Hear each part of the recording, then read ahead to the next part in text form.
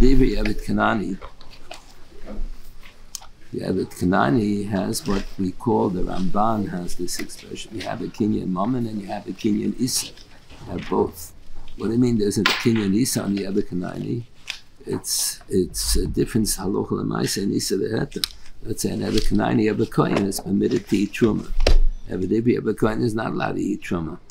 That's called a Kinyan Isa, or another din, a quirk of a din, that an Eved Kanani cannot become a Muna on a Korban Pesach without explicit authorization from the Adon.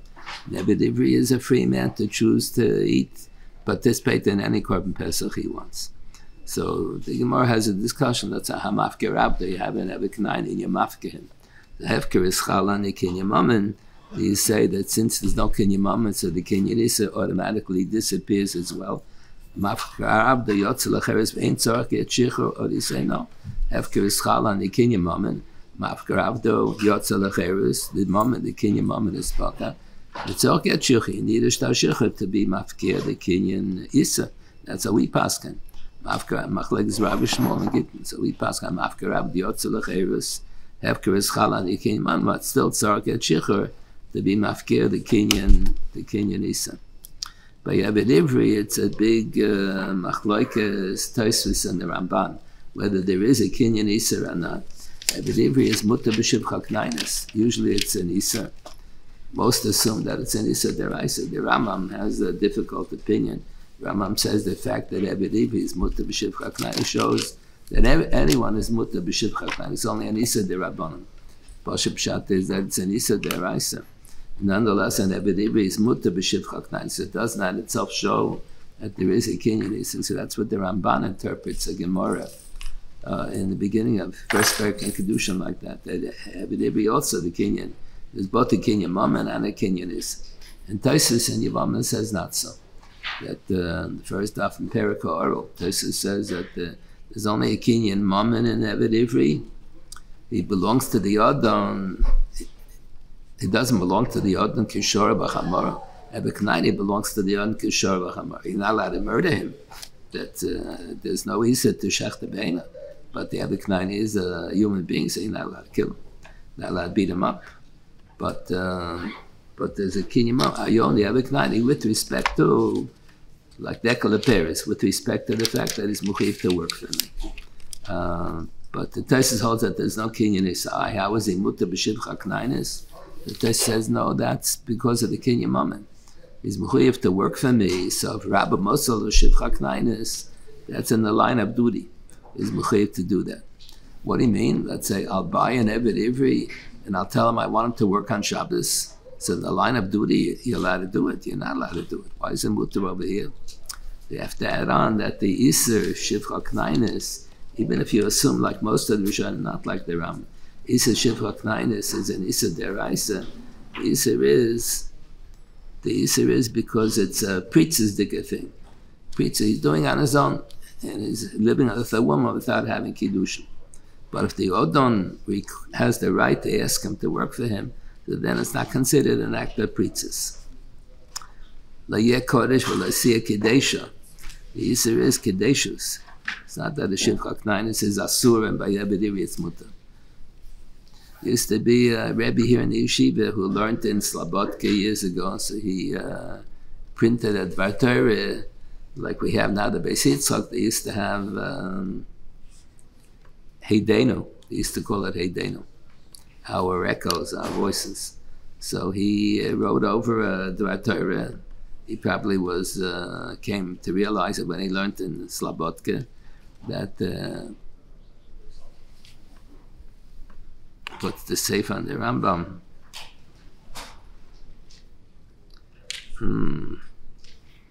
One of the Svarim on the Rambam. You have the Lechem Mishnah and Kesem Mishnah, Mishnah Melech, but then there's a separate sefer. Keres Mishnah? Keres Mishnah?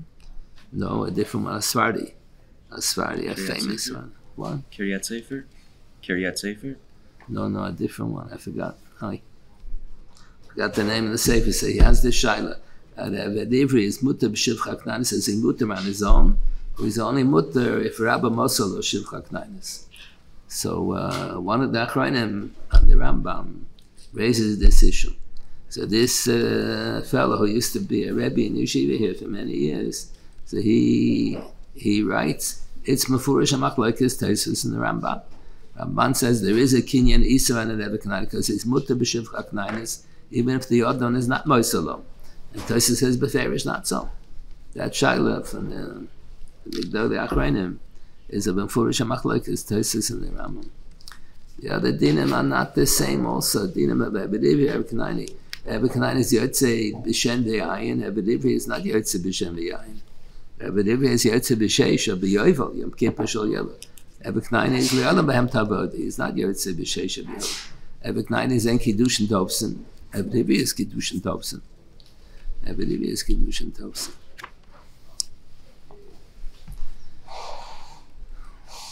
There's a Rambam who talks about Pilegesh. So the Rambam said there's a nisa to live with a woman without Kiddushin. So then there is Lasiya Kadesha.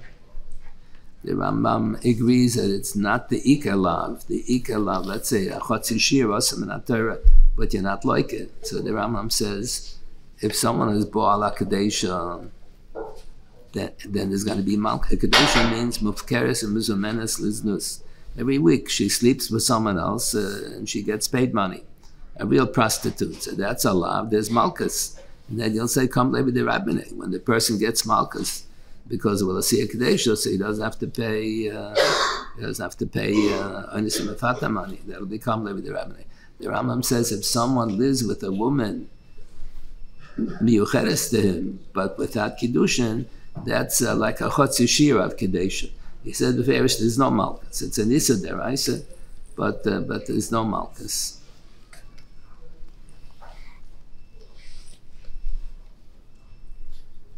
Ravid is masig on the Ramam. He thinks that Pilegesh is muteris. Pilegesh is muteris. But Rab Soloveitchik said over when he learned that topic, he said that a lot of Achronim are medayik. He thought the diuk was a good one. The Ravid didn't say it's mutter b'Pilegesh. He says you're not like it. The Ravid also agrees that there's an Issa deraisa. An Issa resik, yikechi shishu b'yola. It's only mutter, love al ha'isha if you're mekadesha first. You want Mekadesha, there is an Issa, but it's just an Issa Resek. And the Rama holds that it's an Issa Lav, let's say Kadesha, but there's no Malchus, because it's a Chotzi Shira Kadesha. So the Rama writes, only Melech is Mutter Pilegesh, and by a non-Melech, it's only Mutter Pilegesh. Omer Ivri Lach Ayiyut. So that's what the Mephoshim, Omer Ivri Lach Ayiyut is called a Pilegesh. Pilegesh is Beli Kiddushin. Here, by Omer Ivri Lach Ayiyut, there is Kiddushin. Why is that called a Pilegesh? Why should the Melech be Mutter Pilegesh? Machlekes the Rambam and the Ravid, the din is that the Melech has more mitzvahs than everybody else. Melech Layarbala Noshim, Kesel Azov, Layarbala Miyot, Layarbala Susim, and he has a din because of those Mishnah Torah, he has to write another Sefer Torah. Why should the Melech have a heter? Melech has more tzibuim than everybody else. So Rab Soloveitchik said a hezber, and after we heard it from Rab Soloveitchik, then the boys found that the Rabbeinu Yonah writes it in the Shari Tshuva, of all places. Rabbeinu Yonah says the reason why the Melech is mutter b'Pilegesh, he doesn't quote the Rambam. The reason why the Melech is mutter b'Pilegesh is because just like the Melech Paretz Getter, Melech has a right to confiscate someone's property, but he has to pay for it. So what's the din Melech Paretz Getter? He has a right. You don't need das makna. I have the right to take away your property without you agreeing, but I have to pay. So the same thing, he has a right to marry a woman.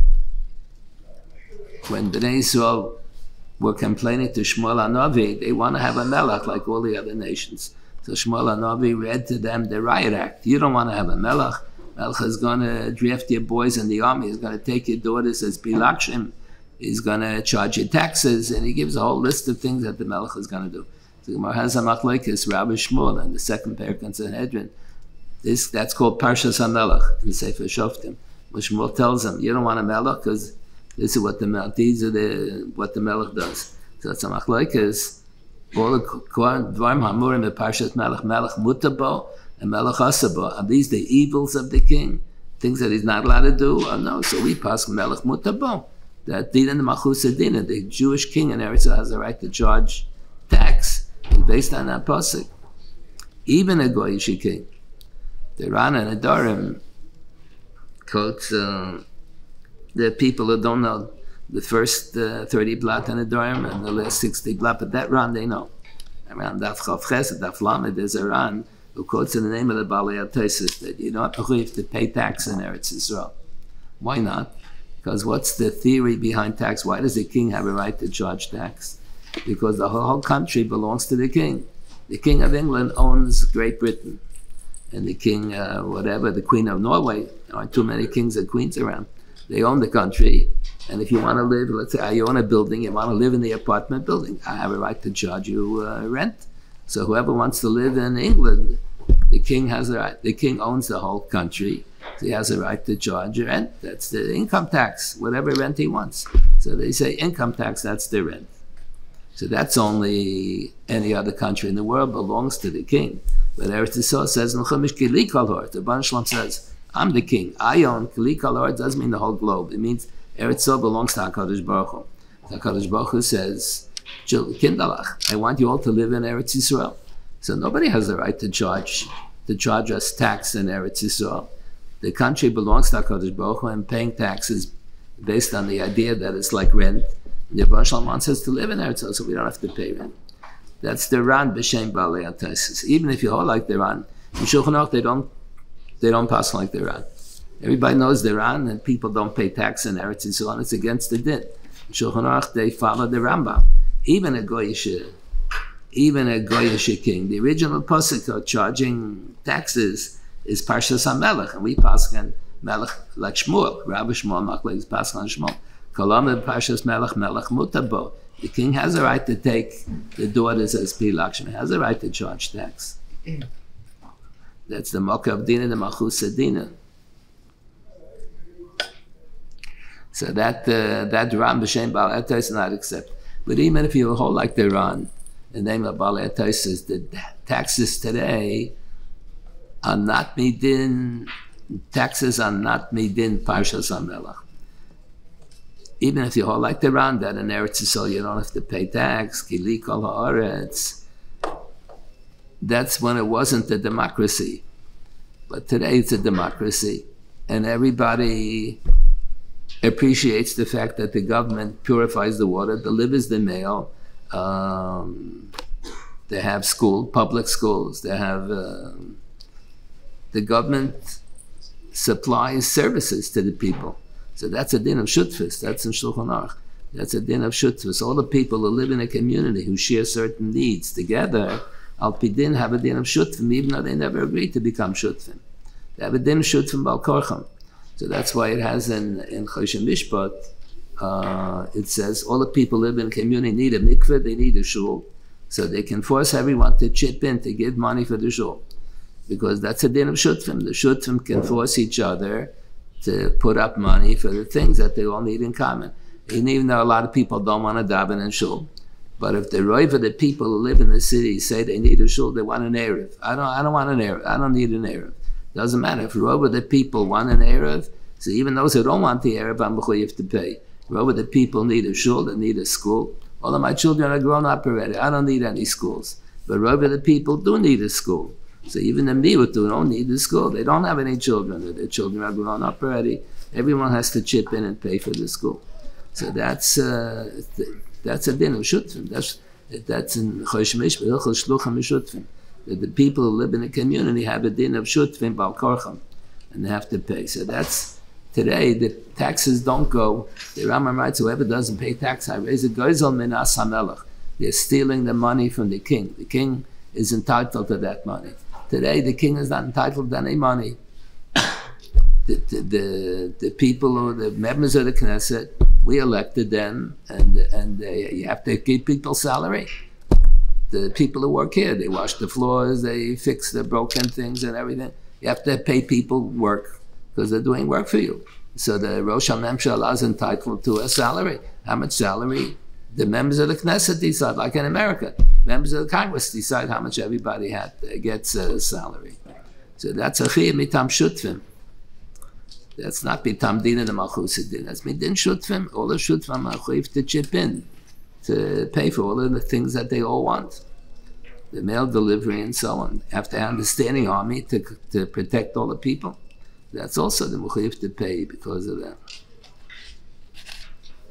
The pasuk speaks in the beginning of the parsha about one who kills b'shogeg. One who kills b'mezid is chayiv misa, both you must. One who kills b'shogeg, asher lo tzada, he wasn't planning to kill a person. L'kimina liyada was min hashamayim. So then he has to run to one of the 6 ori miklat. So Rashi has a comment on that pasuk. Rashi makes this medrash famous. Now for Rashi, people wouldn't have known about that medrash.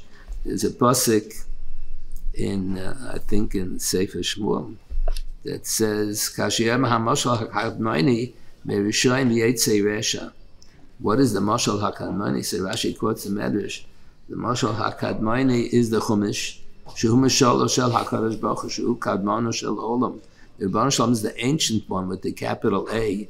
He was there before he created the whole world. There was nothing here. So he was the only one who, nothing else exists outside of Kadosh Baruch.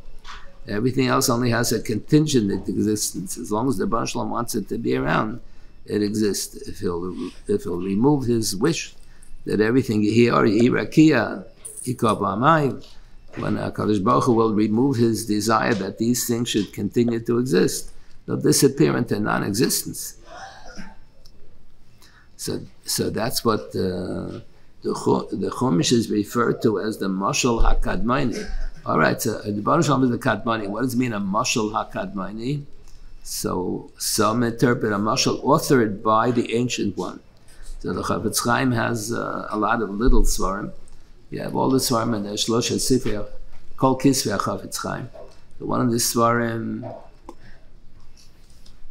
is called Shem Olam, a little sefer. One of the call them Shem Olam. A lot of the svarim are not on Lashon Hara. They're on Hashkafa, beautiful essays on Hashkafa. People are afraid to look in the Chafetz Chaim because he's going to say you're not allowed to talk Lashon Hara.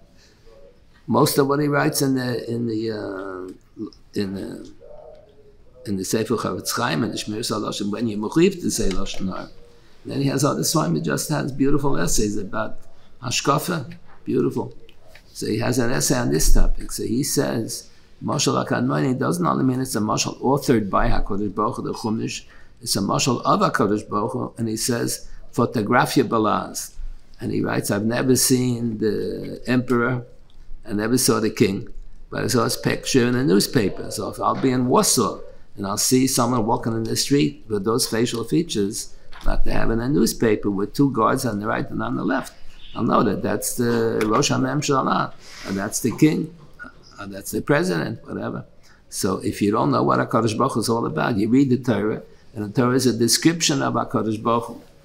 HaKadosh Baruch Hu is not going to give us a description of what a lakus is, we'll never understand it. So he gave a description, derech mashal. We wouldn't understand the mashal either.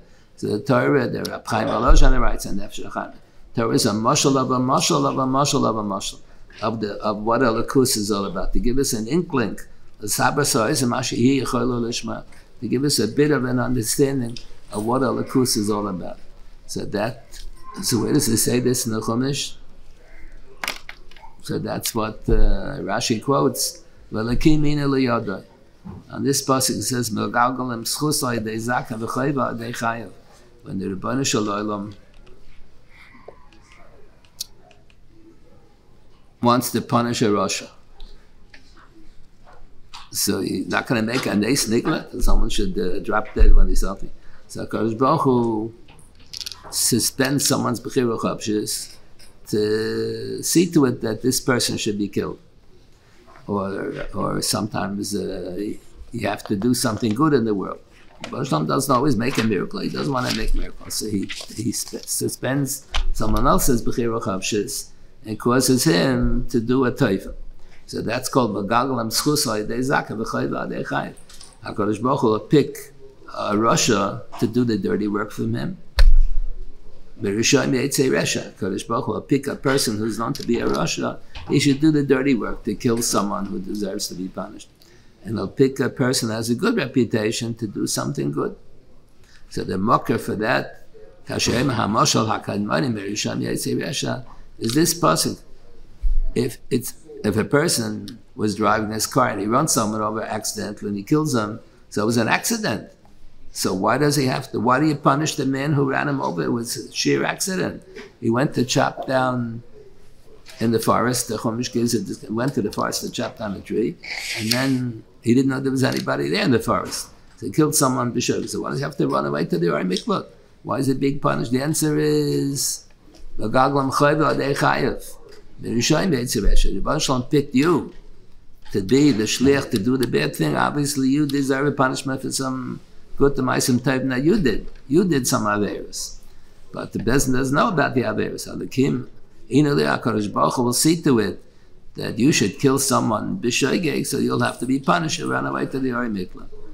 So that's the Rashi has that, quotes that medrash, that the Torah is a description of Elokus. That's what the Rashi on Chumash comments on the first pasuk, Kriya Shema v'yohavto es Hashem Elokecha b'chol levavcha. How do you develop a love for HaKadosh Baruch Hu? You see a person, you see the ma'asim tovim, the girl is good looking, fine person, so you fall in love with the person. But if you don't know anything about the Rebbe Shalom, how can you fall in love with him? So the answer is that given in the next pasuk, we have to how so by learning the Torah. That's how you learn about what HaKadosh Baruch Hu is all about. So then, once we know it, we can fall in love with him.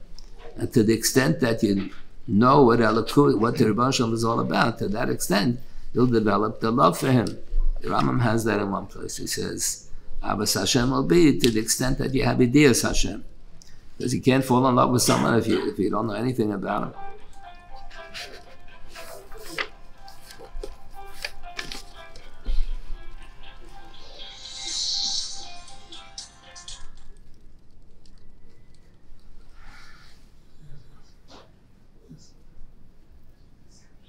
I remember when I was in high school, we had 3 Rabbeim in Yeshiva who had learned Paradavala Soloveitchik in Europe. I don't think any other yeshiva in the world had that. 3 people had learned Paradavala in the same yeshiva. We had Rabbi Gerelik was very famous, and Rabbi Noach Bornstein, and Rabbi Henoch Fishman. I was in Rabbi Fishman's shir for a year. Rabbi Henoch Fishman died young. He had cancer. So I remember he didn't die when the year that we were in his class. He died a few years later. So we went to visit him in the hospital when he was on his deathbed. It was the week of Parshas Mishpatim, when a small group of boys went to visit him. So on his deathbed, he was talking and learning. So he said he always wondered about the din of Yoma Yomayim. The din is that if you kill a person, you chayv misa. If you kill an Eved Knaini, also you chayv misa. But if the Adon killed the Eved Knaini, because the Eved is refusing to do the work, and the Adon has a right to pressure him to do the work. He bought him, he owns him, so he's mechiv to do the work.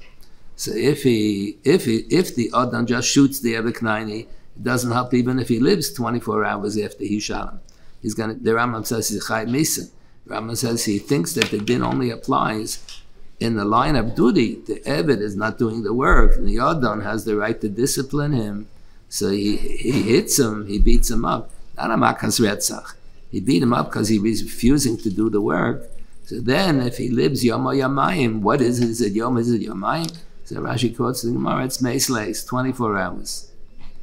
Sometimes you have a din that depends on 24 hours. Sometimes you have a din that depends on Yom Shal Torah. A forest and dorm, that the husband has the right to be meif and didvei ishto, that's a machlokes hatanoim, whether that's chav talad shois me'es leis, or it's up until shkia. We paskin up until shkia. And sometimes you only have 5 minutes. He finds out that the wife took the neder 5 minutes before shkia, so he has to make up his mind quickly whether he wants to be meif or not. So Rav Fishman had a sofek. There's a din of Tana de Bechizkiah. Let's say a person was Machal Shabbos b'shogeg, so he's not going to get the death penalty. Or he's Ba'alei Shesish b'shogeg, he's not going to get the death penalty. So he still applied the din of Kam Lebi de Rabbin. Even though the Maisi doesn't get the punishment, it's still, that's called Tana de Bechizkiah. At Bryce, he still said Kam Lebi de Rabbin. So he said he always wondered, according to that Rambam, that Yom Yamayim only applies if the Adam, if he shoots the Ebed, it's not in the line of duty. He shoots him, mamash makas retzach, even if he dies a year later, the Adam will be chayiv misa. The din of Yom Yamayim only applies, the Rambam says, if he's disciplining there because he refuses to do the work. So he said maybe it's not called Ritzicha at all. So maybe he wouldn't say Kam Levi the Rabbinei Mishum Taron Bechizki. On his deathbed he was Mabes Hedra, and we visited him in the hospital. So he was talking and learning. He was a very big Talmid Chacham. We didn't appreciate him. We were in high school when we had him. Rabbi Chalap said that he never met for many years, he never met his father's father. Rabbi Yankel Moshe Chalap. Young Moshe Chalap, Rabbi Chalap's grandfather, was the Rosh Yeshiva in Merkaz Harav for many years. So I think 2 years after Melchemet HaShechrur, he went to Eretz Yisrael with his mother, and she brought him to meet the grandfather.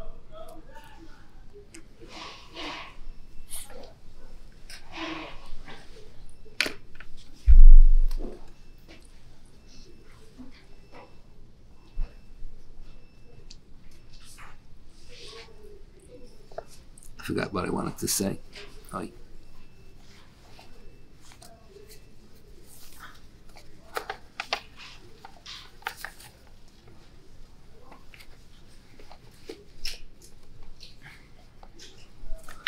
I apologize, I forgot what I wanted to say. Here the Torah has a din. If there's a din of Demei Velotis, if two people are fighting with each other and they bump into a woman who's pregnant and she loses the fetus, she loses the baby, so the one who's responsible for causing the baby to die has to pay the Mevelotis, but that's only provided that the Isha doesn't die. Mosaniya, if the woman dies, so then even if he only killed the woman b'shogeg, so there isn't going to be actually a Chiyuv Misa, it's still going to become Levi de Rabbinei. So then it says that he doesn't have to pay the Mevelotis. That's a din of Kam Levi de Rabbinei. So it says if the woman does not die, and there's no Kam Levi de Rabbinei, then it says, V'nosam b'flilin, the Bezdin will force him to pay the Mevelotis. A Mosaniya, if the woman dies, even if it's b'shogeg, so then you say Kam Levi de Rabbinei. So it sounds like it's not going to be V'nosam b'flilin. The Bezdin will not force him to pay, but it sounds like a little bit, but Balotz said they should pay. So this is what Rashi and Taisus learn on the Gemara. Why? Because whenever there's Ba'alima, there's a Chiyuv Misa.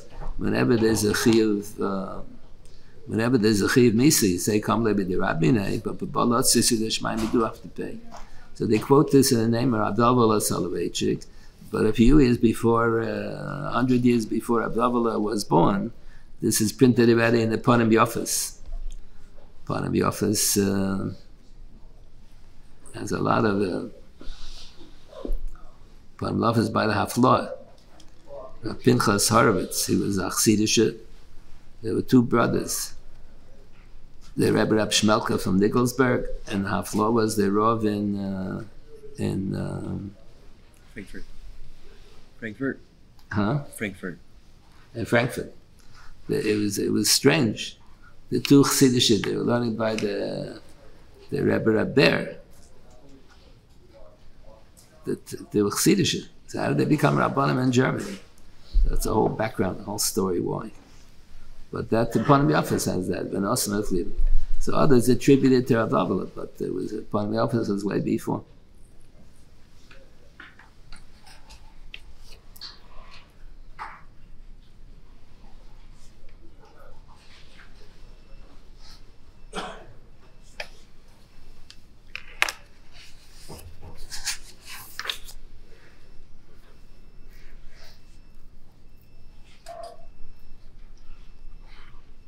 It says, as a din of Baba Machteres, if a Beganov is breaking into my home, we assume he's an armed person, and we assume he would be prepared to kill the owner of the home if he'll resist, if he won't let him steal his property. So we assume that the one who's breaking in has a din of a roidef, And abba l'hargacha hashkem l'harga. You have the right to make him into a roidev.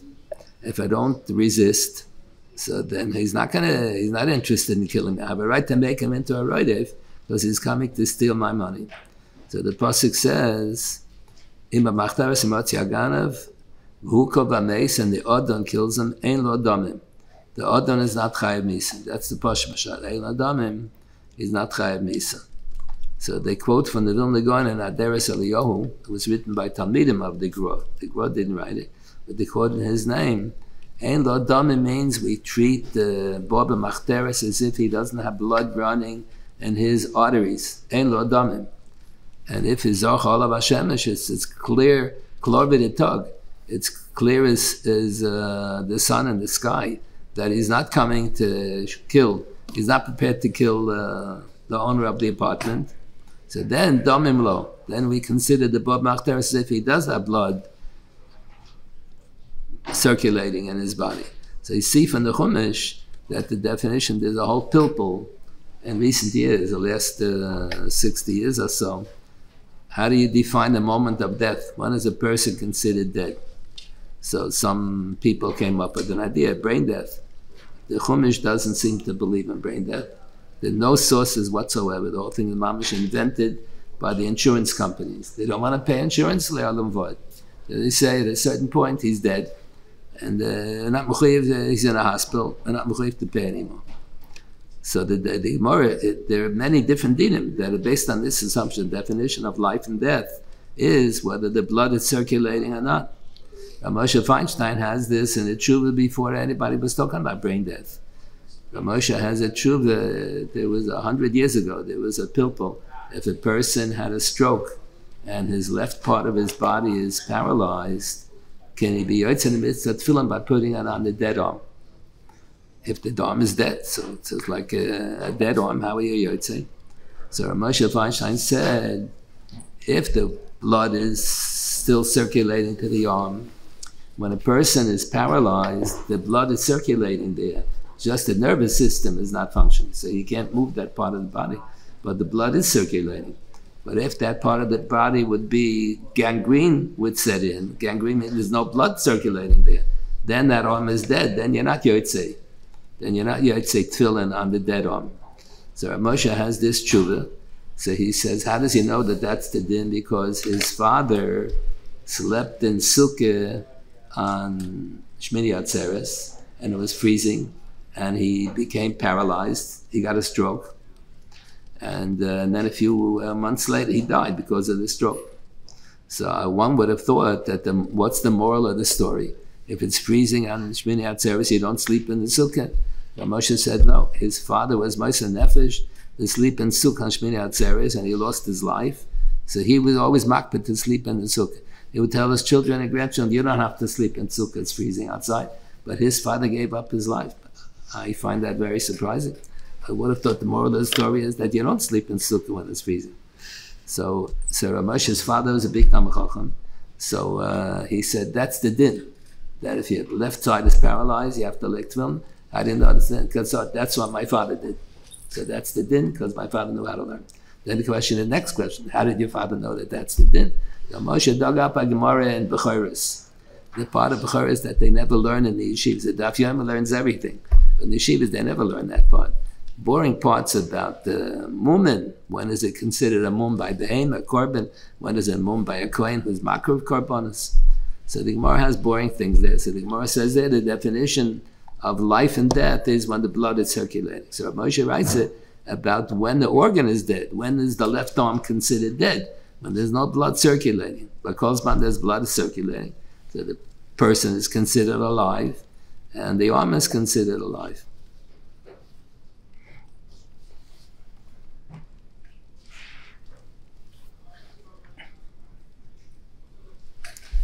If you look in the Sefer HaChinuch, he has all the mitzvahs listed according to the way they appear in the Chumash. And he has in the introduction, the beginning of the Sefer, he says Parshas Bereshis, you have the mitzvah Pru Revu, and then you have later on, you have the mitzvah Lech Lecha, you have the mitzvah of Bris Milah, then you have later in Bereshis, you have the mitzvah of Gid Anasha. So every parsha he tells you. So he had Mishpatim. A lot of Rishonim had a line. Parshas Mishpatim was 2 parshas up until in Kesef Tal Sami, and the second by us it's in the middle of Shlishi, Kesef Tal Sami. So the Chinuch and a group of Rishonim had that Mishpatim telling Kesef Tal Sami is 1 parsha. Then the next week it said they learned Kesef Tal Sami. So you should have at least 2 haftarahs, because in the days of the Chinuch they had 1 haftarah for Mishpatim, 1 haftarah Kesef Tal Sami. Say we don't have to. You should really, every seder should have at least 3 haftarahs, because the Gemara says in Megillah that in Eretz Yisrael they used to finish the entire Sefer Torah once every 3 years. It was a 3-year cycle. So the first week they would learn the first third of Bereshis, second week they would learn the second third of Bereshis, the third week they would learn the third third of Bereshis. So they had to have 3 haftarahs, 1 for the first week, 1 for the second week, 1 for the third week. So every seder should have at least 3. We don't have them all printed here. But Vizman HaGemara, they had many more haftarahs. So they used to make fun of the conservatives, that by then, when they learn Kriyas HaTorah, the people don't understand what's going on anyway. So they decided that it's boring, they don't understand it, so they decided to follow the 3-year cycle. So the first week they would learn the first third of Bereshis, second week they would learn the first third of Noach, the third week they would learn the first third of Lech Lecha. Then the second year they would learn the first week the second third of Bereshis, the next week the second third of Noach. He said, that's a joke. There's Mamash Leitzan, there's no Hemshech. In the days of the Gemara, they have Kisvei Yad. They wouldn't always, in Eretz Yisrael, when they had a 3-year cycle, Simchas Torah was not always on Shmini Atzeres, the Yantiv Sheni of Shmini Atzeres. It would sometimes be Pesach, sometimes Shavuos, sometimes Sukkot. Every time, and they had different piyutim. Depending what Yantiv was, they had different piyutim. We followed the minig in Bavel. That's what the Rambam writes. The minig hapashut, the minig shenispashet. The minig shenispashet is that you complete the whole Torah in 1 year, and Simchas Torah is always Yantiv Sheni of Shmini Atzeres. The Rambam has the Rambam Sefer Mitzvahs is patterned after the Bahag, the Halachas Gedolos. So most of the Sefer Mitzvah pattern after Bahag. Here and there, the Rambam has a big dispute with the Bahag. So the Bahag counts the Pasuk Lasinov 3 times, because it has 3 different punishments. Boal Baskoin Shazinso, Eshes Ish, gets Sreifa. And Araham Rasa Shazinso gets Skila. And a regular Eshes Ish Shazinso gets Chenek. 3 different punishments. So even though it's the same law, Eshes Ish, the Bahag counts it 3 times because it has 3 different punishments. So the Rambam says that that's ridiculous. It's you don't count how many onshim there are. You only count it's 1 lav in the Chumash. It only counts once. So the Ramban has hasagas on the Sefer Mitzvahs. So he asks on the Rambam that the Rambam contradicts himself. That the Rambam, there's a din lo sekal cherish. He's not even allowed to curse a deaf man who doesn't hear, so he doesn't feel aggravated when you curse him because he's deaf. So that lab, the Rambam counts twice. And Mikal Lav Yimai and Mikal Adam Yisrael. Mikal Adam Yisrael is Loike, and Mikal Lav Yimai is Chayv Misa. So because it's a different punishment, he counts it as 2 lav. Same thing, Maka of Yimai. Today's Sedra. Yeah, Maka of Yimai, Mikal Lav Yimai. So the Rambam counts. It says when the Shliach Bezdin gives Malchus. Arboim Yakenu, Lo Yosef Lakose Pen Yosef. So Lo Yosef Pen Yosef is allowed to Maka Adam Yisrael, where the punishment is that they sometimes get Malchus for beating someone up, and sometimes the punishment is, if it's of Yima, then Maka of Yima is Chayv Misa. So the Rambam counts the 1 pasuk twice, Maka of Yima and Maka Adam Yisrael. So the Ramban and the Sefer Mitzvah asked, the Rambam contradicts himself. The Rambam said just because it's a different punishment, you don't count it as 3 lavim, lasino. How come he counts Maka Aviyima and Mikal Aviyima separately? So the Mishnah Melech points out that the Ramban should have asked on another 2 psukim, and today said that the Rambam counts the pasuk twice. There's a pasuk Elohikim lo sekalel. What does it mean? So the Rambam quotes Elokim Lashon Kodesh. That's the law from the God of His Hashem, God of His Chayv Misa. And Elohim, Lashon Chol, goes on a dine with smicha. So if you curse a person who has smicha, so the Rambam says that you get twice malchus. He's quoting in the Chilta. Once, Los and Kalacherish, you're not allowed to curse any Jew. And then because this Jew happens to have smicha, Nikar Bal Baisal to Elohim is Lashon Chol, it's not Lashon Kodesh. So the pasuk Elohim Lasikalal, the Rambam counts twice. It's one pasuk because it has two interpretations.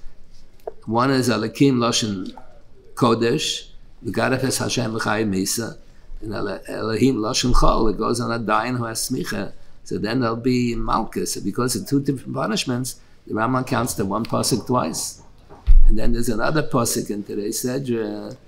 Shem Aleim Lachem Leis Haskir La Yisham Al Picha. You're not allowed to mention Shem Avodah Zarah. So the Rambam counts that pasuk twice. It goes if one swears b'Shem Avodah Zarah. So one is nishba b'Shem Avodah Zarah. So then you get malchus. And if the person is a mesis and mediach, tries to convince someone else to worship Avodah Zarah, the Torah says the mesis and mediach gets misa. It's a different mesis liyach and mediach l'rabim. They're not exactly the same, mesis and mediach. The difference is between them, but for this purpose, it's the same. So where's the law for mesis mediach? Shem alem lachem lo yisaskiru. So the Rambam counts that pasuk twice. Once for nishba b'shem Avodah Zarah that you like it, and one for mesis and mediach that you chayiv misa. So he does the same as the Bahag. So the Ramban asked on the Ramban by Mekalavim and Makavim, and the Mishnah Malach says that another two mitzvahs in today's Sedra that the Rambam counts twice. So that's the kasha on the Rambam. So on the side of the Rambam in the Sefer Mitzvah, they have the Megillas Esther. Megillas Esther was written by a man whose mother passed away as he was going to print. So he wanted to memorialize his mother, so he writes in the introduction to the Sefer. That's why he called the Megillas Esther. His mother's name was Esther. Like the Tzlach, the Tzion Nefesh Chaya. I think the Rebbe Yehuda wrote the Tzlach. I think his mother's name was Chaya. His mother passed away. They called it the Tzion Nefesh Chaya. Chavas Yoyer also. His name was Yoyer and his mother's name was Chava. So he was Chava's Yoyer. Bech Shmuel. His father Baruch Beh. His name was Baruch.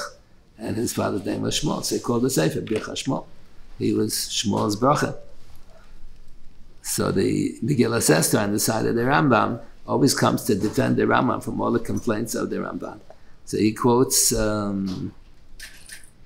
the name of the Sefer. Zohar Harakia. Zohar Harakia, which is a Sefer on the Minyan HaMitzvahs written by the Tashbeitz, I think. So the Zohar Harakia says that the answer is the Rambam rejected the Bahag because all the three punishments are all by Losinov. All the three are Mrs. Bezin. If she's a Nara Hamarasa, it's Skila. If she's an Eshish Nesua, it's Chenek. If she's a Baskayan, Eshish Baskayan, it's going to be safer. But the Lavam are divided into two categories, Chamurim and Kala. Kalas and Chamuris. Where do you see that? So the Rambam writes in Hilchas Tshuva that there's no kapara, there's never any kapara without tshuva. If a person gets malchus, if he says vidui, then he gets a kapara. A person deserves Mrs. Bezin, so the Mishnah says, they tell him, say vidui, otherwise you're not going to get a kapara. When the person brings a chatos or an osham, if he says vidui, he gets a kapara. Yom Kippur is a machlokes in the Gemara, whether Yom Kippur is mechaper if you didn't do tshuva. The Rambam assumes that it's not mechaper unless you do tshuva. That's what the Munkacher, I think, quotes that he's a descendant from the Pnei Yeshua, if I'm not mistaken. So he says Munkacher was the main one who was opposed to Zionism. And all the Hungarian rabbis were afraid to argue with him, so they all went along. So he has a tshuva, he says, the Gemara says, when you live in Eretz Yisrael, you get mechilas avonos. V'chiper ad masa amoy, the last pasuk in Shiras Hazinu. When you walked al Aramis in Eretz Yisrael, when you're buried in Eretz Yisrael, you get mechilas avonos. So he says, only if you do tshuva. If you don't do tshuva, you don't get mechilas avonos. The Ram said, there's one exception to the rule. It's a Yerushalmi, the Girsa that he had in Yerushalmi. We don't even have that. He says, when you bring the Soyer HaMishtaleach on Yom Kippur, the Soyer Mishtaleach is Mechaper on Kalos, even without Tshuva. What a Kalos, what a Chamuris, and Aver that you get Malchus for, that's Kalos. Aver that you get Koris and Mrs. Bezin, that's called Chamuris. So he said he had a Girsa in Yerushalmi, that the Soyer Mishtaleach is Mechaper, is Mancha Beis Megdush Oikam. It's Mechaper for Kalos without Tshuva. So you see, the Rambam holds that there's a different din al pi din. There's an Avera Kala and Avera Chamura.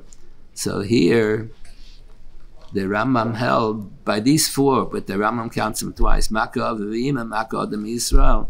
One is Malchus, one level of Isser is Malchus, one is Misa. So what is it? Is it from the Kalas or from the Chamuras?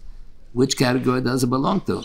So since we have a tradition that sometimes you get Malchus, sometimes Misa, has to be counted as two love. But he disagreed with the Baha'i because all the three punishments are all Mises Bezin. It's going to all the three forms of Mises Bezins, but it's Chamuris, so you only counted once. But these four that the Rambam counted twice, sometimes have Misa, sometimes have Malchus. So that's why it's a problem.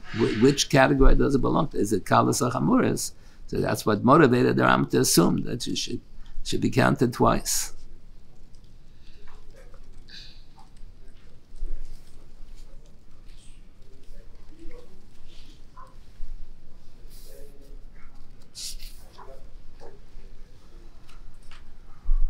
I used to daven here in one of the shuls in the neighborhood, the Aguda Minyan. So I used to sit next to a balabos who was not a Yeker. He was from Lithuania, but his father went to Slobodka, and then he went into business. He was friendly with all the big rabbanim. So the whole family was traveling because of business. They were all traveling to South Africa when the First World War broke out. So he got stuck in Germany, so he stayed there until the Second World War. So then he ran away to America. So he was not a Yeker, so that's why they didn't get along.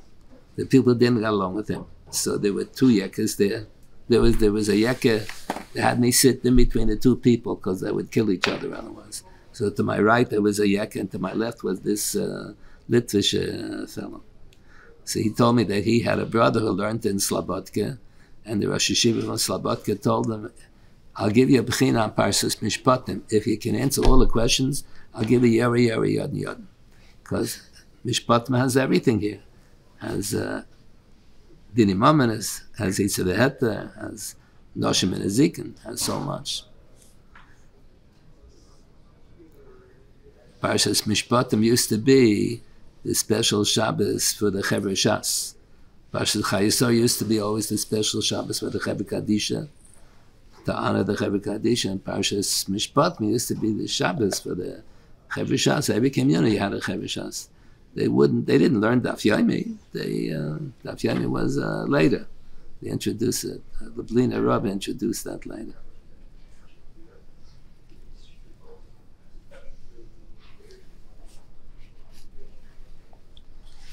There's a pasuk when you come to Eretz Yisrael, there'll be a lot of Avdei Avodah Zarah. So it says, "L'silchas lahem l'Elohim bris." You're not allowed to make a peace treaty with Avdei Avodah Zarah. So Tosfos has two opinions whether this only in Yevamos, a little Tosfos in Yevamos, two opinions whether this he said not to make a krisis bris only applies to the Zionumas or it applies to any nation that's Avdei Avodah Zarah. So according to one opinion, it applies to any nation. So remember when we learned that Tosfos, so one of the boys asked Rav Soloveitchik, how could Israel join the United Nations? Spain is officially a Catholic country. There are certain countries officially Avodah Zarah. And whoever joins the United Nations is making a peace agreement, non-aggression, not to fight with each other. So he said it's a good thing they didn't ask the Mizrahi whether they should join the United Nations. He was officially the honorary president of the Mizrahi. He says it's a shayla. He really shouldn't be allowed, according to that opinion, it shouldn't be allowed to join the United Nations. Maybe for pikuach nefesh purposes, it is mutar. The din is you're not permitted to allow any Aved Avodah to live in Eretz Yisrael with the Artzacha. Pen yachtiu ois chali. If you have a ger toishav, Why do we call him a ger tosher? He is permitted to live in Eretz Yisrael, even though he's not Jewish, because he was mekabel sheva mitzvahs b'nei Noach in the presence of a bezin of 3 Jews. That's why we call him ger tosher, because the lav la'yeshua b'artzcha does not apply to him. Today you can't be mekabel a ger tosher. The Rambam quotes the Gemara in Bab Metzia. It's later in Bab Metzia. Ein mekabel ger tosher v'ela b'zman she'yovel noig. B'zman hazeh there's no yovel. So you can't have a ger tosher. We say you're not allowed to let any non-Jews live in Eretz Yisrael. But we can't enforce that din. We can't enforce that din. All the nations of the world will join together to close down Medinas Yisrael. The Mabit was in the Bezin together with Rabbi Yosef Karo in Tzfat. So they're known for they have a few famous machlokes, but most of the things are probably 95 things they agreed. Otherwise, how they function together in the Bezin? There are a couple of things, but they had a disagreement. So the Mabit was a Sephardi. They were all Sephardim at that time. Ashkenazim started to come back to Eretz Yisrael in the early 1800s, because both the Baal Shem Tov and the Vilna Gaon encouraged their followers to move to Eretz Yisrael. They said, if we'll move to Eretz Yisrael, this will hasten the coming of Mashiach. So the Mabit wrote a sefer. What's it called? Beis Elokim, I think. Not all there today. So the it's called Beis Elokim. Very nice sefer, all about hashkafa, very easy. It never used to have periods and commas. Now it has paragraphs, sentences, paragraphs. You can read it easily. Has the Meshech Chochmah quotes it every so often. Everybody quotes from the Beis Elokim. So he's bothered with the question. The Gemara says the first bracha in the benching was composed by Moshe Rabbeinu when the Mon came down. And the second bracha was composed on Haaretz. Second bracha was composed when Yeshua ben Nun captured all of Eretz Yisrael. So then they composed the next bracha. Then the third bracha was composed when David HaMelech established Yerushalayim as the capital of Eretz Yisrael. So he composed the third bracha. We thank you for giving us Yerushalayim. Then when Shlomo HaMelech built the Beis HaMikdash, he composed the second half of the third bracha. We thank him for giving us the Beis HaMikdash. Now we don't have the Beis HaMikdash, so we changed the whole nusach. Rachem now. Have Rachmanis on the Beis Tziyam Mishkan K'Vadecha. Malchus Beis David Mishichecha. But it used to be, we thank you for giving us Yerushalayim as the capital and for giving us Yerushalayim as the Makam HaMikdash. So the Beis Elokim, the Mabit, is bothered with the question. By the Sfardim, they say at the end of the first bracha, Kamur, that's in Tehillim. is an Ashrei. So what do you mean? It was written by Moshe Rabbeinu. Moshe Rabbeinu is quoting from Tehillim. So he gives an answer to the question. He says, the Pasuk says towards the end of the Parsha, Alay Alay Halhara, HaKadosh Baruch Hu tells Moshe Rabbeinu, after Maim Hasina, climb up to the top of Har Sinai, Ve'yesham, I'll give you the luchas that have the Aseres Adivos engraved on it. And Maim Hasina, he proclaimed the Aseres Adivos, but he didn't give him yet. He said, come up to Har Sinai, and I'll give you the luchas, v'ha-Torah, and the rest of the Chamisha Torah, v'ha-Mitzvah. The Gemara said the word mitzvah has, when in contrast to Torah, mitzvah means Torah Shebal Peh. So the Gemara said the Mishnah means, the word mitzvah means Torah Shebal Peh, the Mishnah. Mishnah says mitzvah. Asher Kasafti refers to Nevi'im Ksuvim. The rest of the Nevi'im Ksuvim, Elohai Raisam, refers to Gemara. That's how the Gemara interprets. Gemara Brachas and Daf Hey, I think. And the Rambam in the Hakdamah to the Mishnah Torah quotes that Gemara Brachas Daf Hey. So he says, I think the opening pasuk in Malachi, I think says Masa Devar Hashem B'Yad Malachi. So Rashi on that pasuk quotes a medrash. What do you mean Masa Devar Hashem? This was whatever it says in the Nevi'im Ksuvim, an idea.